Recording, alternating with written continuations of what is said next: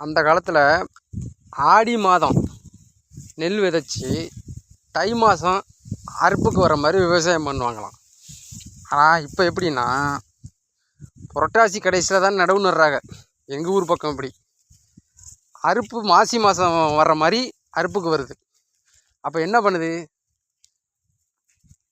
ஆடி ஆவணி புரட்டாசி இதுக்குள்ளேயே தண்டு உருண்டு கருது வந்துடும். கார்த்திகை மாதம் நெல் பழுத்துடும். மார்கழியில் அறுத்து தை மாதம் அந்த நெல் எடுத்து பொங்க வைப்பாங்களாம் முந்தைய காலத்தில். இப்போ என்னென்னா தை முடிய போகுது, இப்போ தான் கருது வருது எங்களுக்கெல்லாம். இது வந்து மாசி மாதம் தான் அறுப்புக்கு வரப்போகுது. பனி பெய்கிறதுனால, அதாவது மார்கழி மாதம் தண்டு உருண்டு தை மாதம் கருது வருது. மார்கழி மாதம் சரியான பனிக்காலம், தை மாதமும் சரியான பனிக்காலம்தான். அதனால் இந்த நெல் வர்றதெல்லாம் கருப்படிக்க ஆரம்பிக்குது.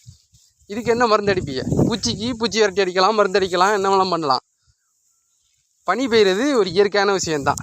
இந்த பனி பெய்கிறதுனால அது நெல் படுறதுனால அது கருப்படிக்குது. அதுக்கு என்ன பண்ண முடியும்? சரியான டயத்துக்கு நம்ம விவசாயம் பண்ணாததான் காரணம்.